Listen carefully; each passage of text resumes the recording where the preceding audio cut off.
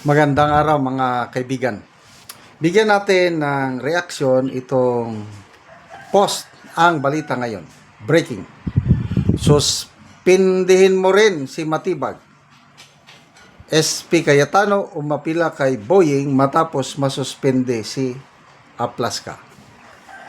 Lalong umiinit ang bangayan kaugnay ng kaguluhan sa Senado matapos umapila si Senate President Alan Peter Cayetano sa Office of the Ombudsman na suspindihin din si National Bureau of Investigation Director Melvin Matibag kaugnay ng ipinataw na 6 na buwang preventive suspension kay Senate Sergeant at Arms Mau Aplaska. Sa sunod-sunod na pahayag at live videos, tahasang kwenestyon ni Cayetano ang naging aksyon laban kay Aplaska habang wala pa umanong kaparehong hakban laban sa NBI leadership. Sabi niya, suspend also the NBI director. He is more a suspect than General Mau Aplaska dito. Yan ang payag ni Senator Cayetano.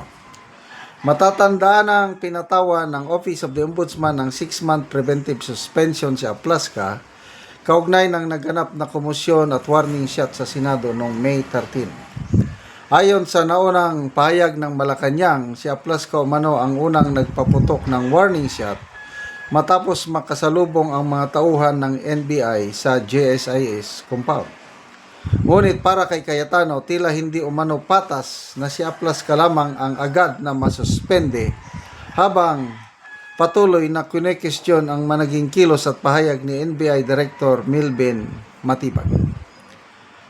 I believe the NBI Director is lying to the President, sabi ni Cayetano.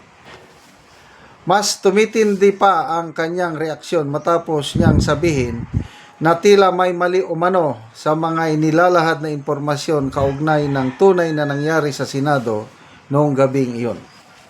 Nauna na rin sinabi ni Cayetano, the problem, the director seems to be lying to someone. Kasunod ito ng mga magkakasalungat na version tungkol sa warning shots, presensya ng NBI sa GSIS compound at pagkawala ni Senator Ronald Bato de la Rosa matapos ang komosyon. Samantala, sinabi naman ni NBI Director Melvin Matibag sa mga nakaraang panayam na ginagawa lamang umano nila ang kanilang tungkulin at sumusunod sila sa koordinasyon ng Department of Justice. We are following instruction from the higher ups, sabi ni Matibag. Patuloy ngayong hinihintay ng publiko kung magkakaroon ba ng karagdagang aksyon ng ombudsman laban sa ibang opisyal na nasangkot sa kontrobersyal na insidente sa Senado habang nagpapatuloy ang investigasyon sa putukan, lockdown at kaguluhan na naganap noong Mayo 13. Okay, so agree ako dito sa panawagan ni SP Cayetano. To be fair, isuspend din si NBI Director Matibag. Kasi dalawang panig ang nagkaputukan, NBI at ang Office of the Sergeant at Arms, yung mga Marines na nakatalaga doon. So, para hindi na maapektuhan ang resulta ng investigasyon, sinuspend si Aplaska, preventive suspension. Ganyan naman, that's standard procedure, preventive suspension, habang iniimbestigahan. Bakit ang NBI ayaw nilang imbestigahan? Anong imbestigahan nila? Yung Sergeant at Arms lang? So lumalabas, hindi sila patas, ang ombudsman hindi patas kung hindi niya suspendin si Matibag. But I doubt, personal opinion ko lang ito. Hindi yan masususpindi si Matibag. Matibay yan, kaya hindi natitibag. Kaya lang, yung mga kwento nila, hindi ako naniniwala. Mas naniniwala ako kung itong kay General Aplaska ma-determine ko yung tono ng kanyang pananalita very normal, na kung ano ang nangyari, yun lang ang sinasabi niya. Wala siyang itinatagong kasinungalingan. Yun ang tingin ko kay General Aplasca. Kaya saludo ako sa kanya. Marami ang pumupuri sa kanya ngayon. Mga nababasa kong comments, papuri. Hindi siya nagpatinag.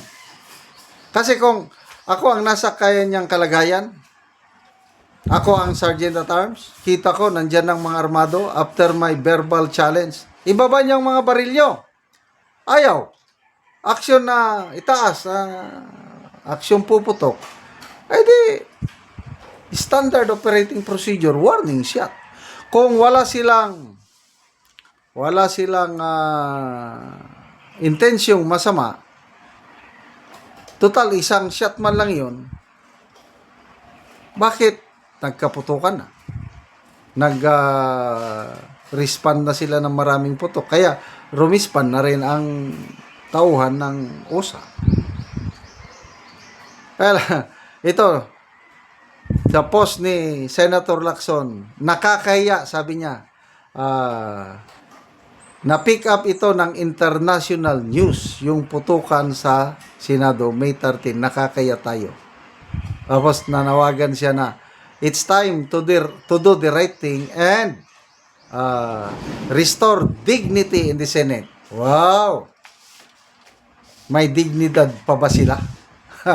After all na yung do the right thing, yung bang hindi niya pagpatawag sa mga importanteng testigo, is that the right thing to do?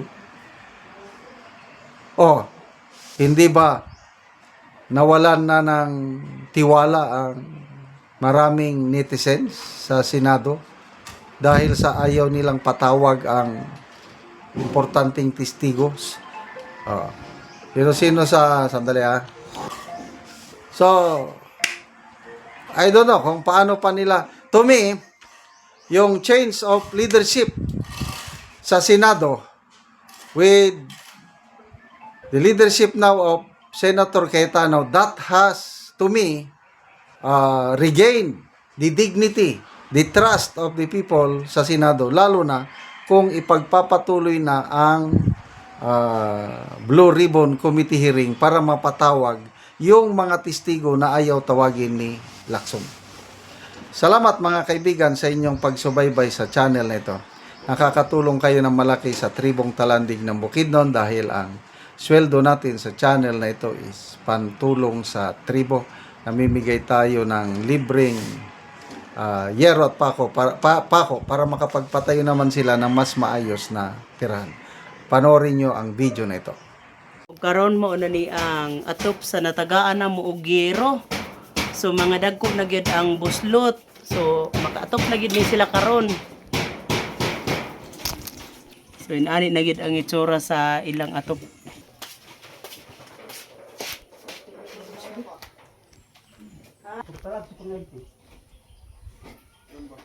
Kung maulanan na gyud sila kay ang ilang atop. So mao na ni ang among gihatag ngayon. Awak kadang candy tag.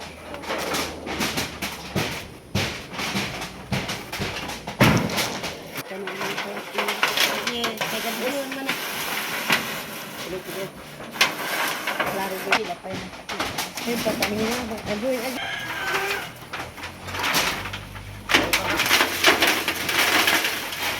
Boy, siya nga ganito ko nag-ilis ka tayo ng bakit.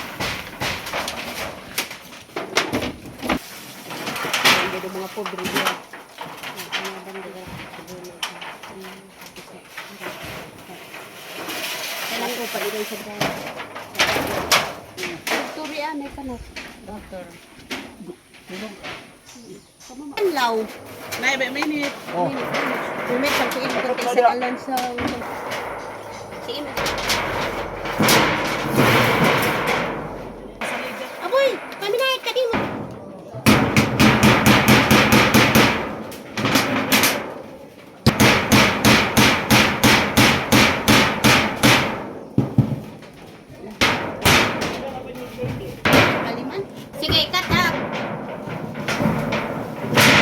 O karon humanagid sa pag-atop ang among ginahatag nga yero, so maayo na gyud.